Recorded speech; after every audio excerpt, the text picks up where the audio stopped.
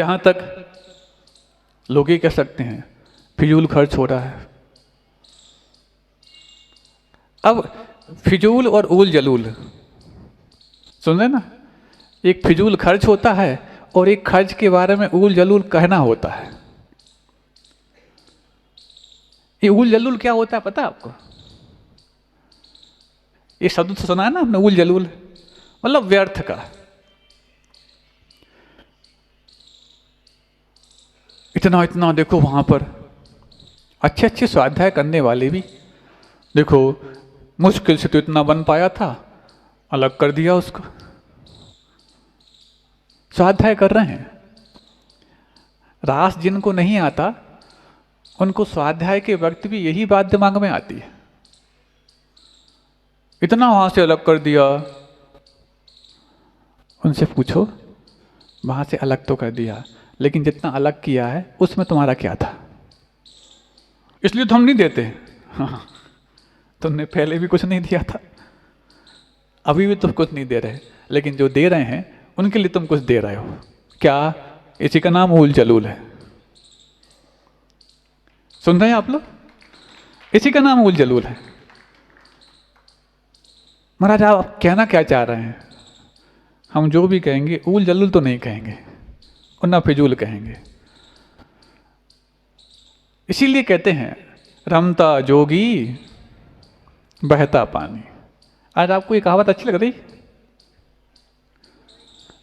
रमता जोगी बहता पानी। मंदिरों के माध्यम से इतना खर्च कराया जाता, ये होता वो होता ये होता, इतना सब कुछ की हो रहा है, ये हो रहा। ये सब चीजें किसी भी बड़े कार्य के बड़े होने की साइड इफेक्ट है। जैसे उन सेठ जी ने कहा ना, इनकम टैक्स का जब छापा लगा तो उन्होंने कहा हाँ ये बड़े होने का साइड इफेक्ट है और कुछ नहीं है। तो ऐसी ये चीजें आने लग जाएं तो समझना तुम्हारा जो आयतन का निर्माण हो रहा है वो छोटा मोटा नहीं, अब बड़ा हो रहा है, क्योंकि बड़े साइड इफेक्ट शुरू हो गए।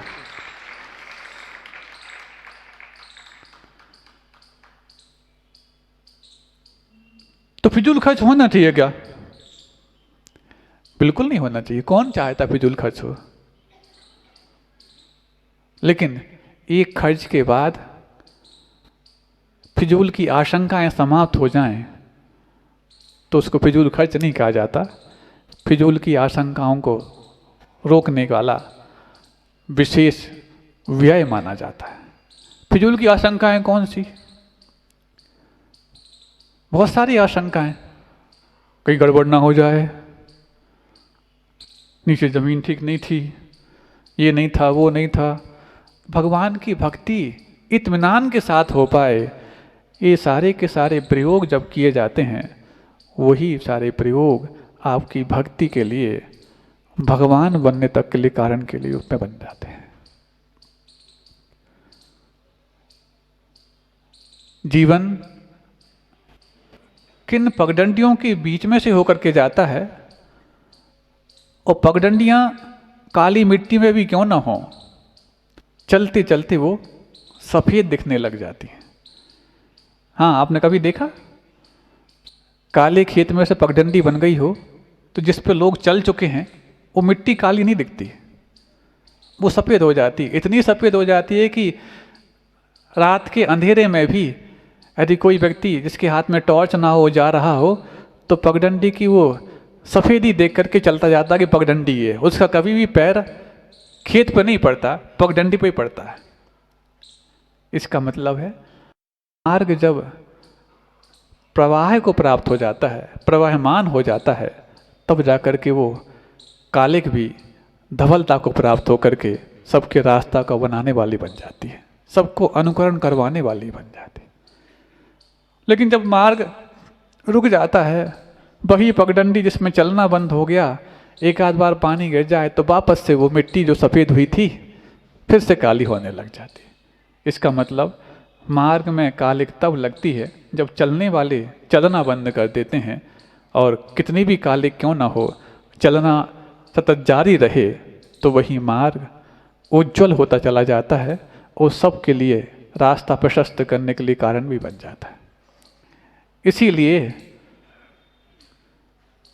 फिजूल खर्ची की परिभाषा बहुत महत्वपूर्ण है।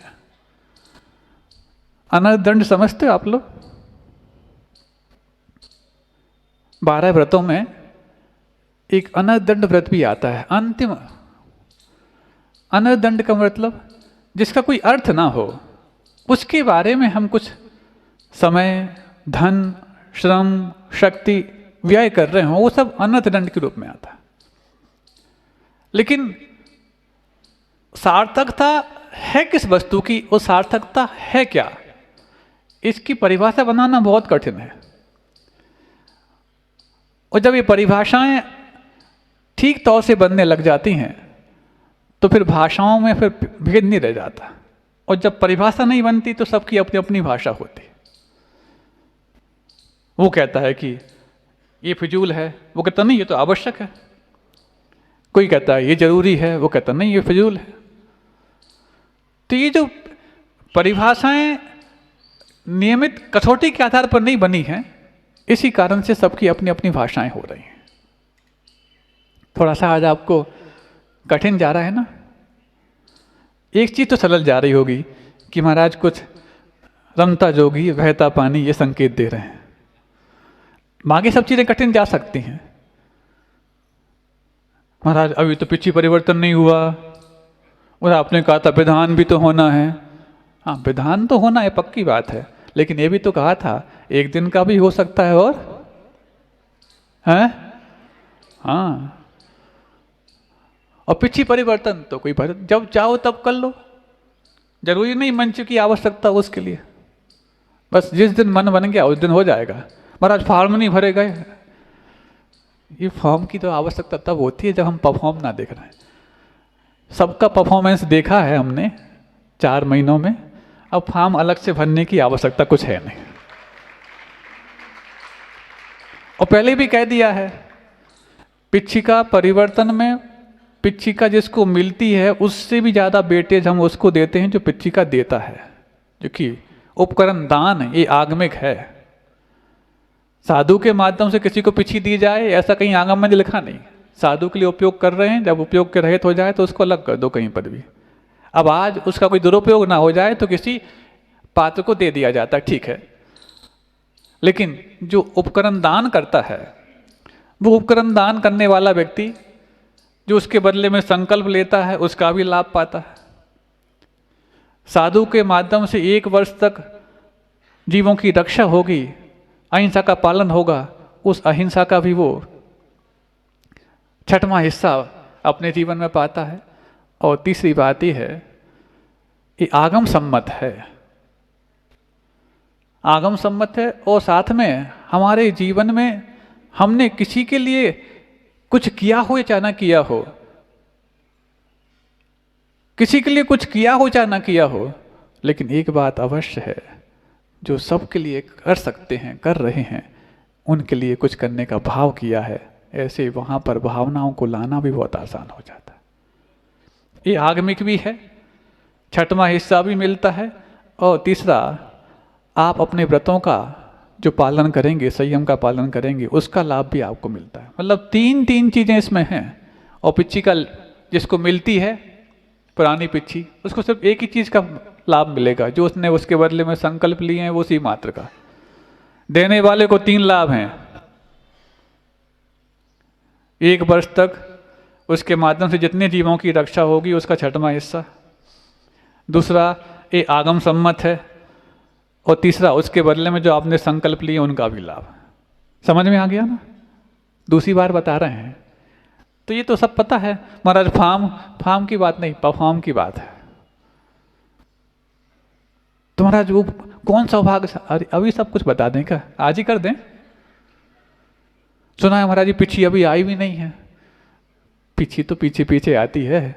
और ये कहाँ लिखा कि जहाँ चातुर्मास होते हैं वहीं पर पिछी परिवर्तन होना चाहिए? कहीं लिखा है ऐसा आगम में? क्या बीच में मान लो पिच्छी का थोड़े से उपयोग से रहित हो जाए तो क्या परिवर्तन नहीं करेंगे? नहीं, अभी रोको, पहले चातुर्मास लगने दो, दिवाली आने दो, उसके बाद पिछी परिवर्तन। ऐसा कहीं होता है क्या? बीच में भी हो जाती है। गुरु जी के समय तो कई बार हो जाती थी, कोई भी मतलब अन्य संघ से कोई आए तो अब गुरुओं के लिए और क्या भेंट करेंगे, वो उपकरण ही भेंट कर सकते हैं, तो पिच्छिका भेंट करना, ये तो मूलाचार में ही वर्णित है, पिच्छिका प्रदान करना। तो मुनिराज आए अथवा कोई अन्य संघ कोई और साधु आए, वो भी पिच्छिका भेंट करते। अब वो पुरानी पिच्छिका करेंगे, जो भी योग दिखा उसको दे दिया। तो इसलिए ये पिच्छिका प्रदान करना ज़्यादा महत्वपूर्ण है, पिच्छिका लेने के बारे में ज़्यादा मत सोचना।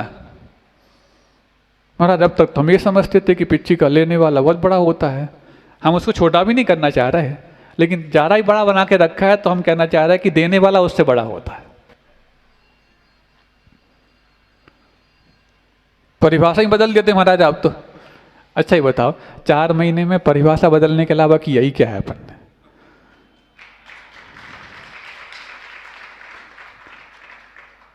और आप लोगों ने भी इस परिभाषा में कितना अपने आप में भागीदार बनाया है कि तुम्हारी थर्माकोल की परिभाषा पाषाण की परिभाषा बन चुकी है।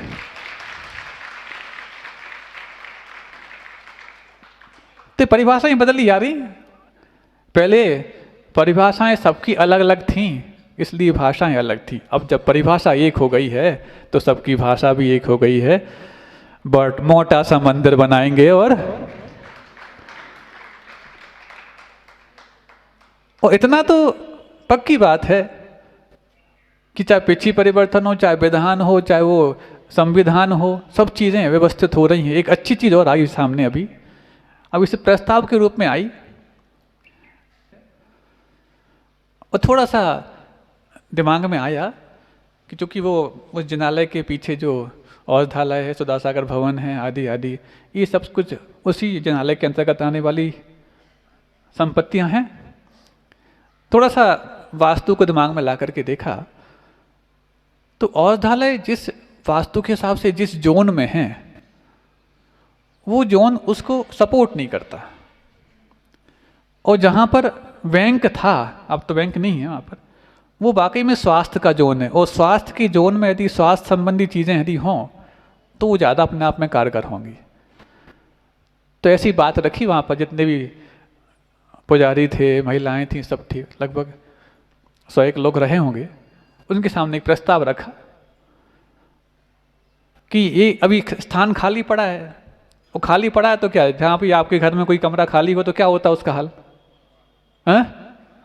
या तो खंडहर हो जाता है, या फिर कबाड़ा पहुंच जाता है, या फिर धूल लक्कड़ हो जाते हैं, यही उसके होते और क्या हो सकता है। तो हमने कहा ये तो ठीक नहीं है। जिनालय का सबसे, जिनालय की जो नाक है, वो नाक ऐसी ठीक हो तो ठीक नहीं। तो उनके सामने रखा, यदि औषधालय वहाँ से इस स्थान पर आ जाए और यहाँ तुम्हें जो करना था वो यदि औषधालय के स्थान जो खाली होगा वहाँ पहुँच जाए तो कैसा रहेगा? अभी तो प्रस्ताव रखा है, प्रस्ताव रखा है, तो सबने ध्वनि मत से उसको पारित कर दिया। हमने कहा अभी और सोचते हैं हम, अभी तो निर्णय कुछ किया नहीं है, लेकिन समाज का निर्णय सर्वोपरि है। समाज में ही सब ट्रस्टी आते हैं, समाज में ही सब आसामी आते हैं, समाज में ही सब लोग आते हैं। और यदि वो वहाँ हो जाए तो उसका सदुपयोग होने लग जाएगा। और रही बात वहाँ जो और उपयोग करने की संभावनाएं थी, वो जो औषधालय वाली जो भवन है वो खाली होगा तो वो वहाँ पर पूरी होने लग जाएंगी। है तो सब एक ही।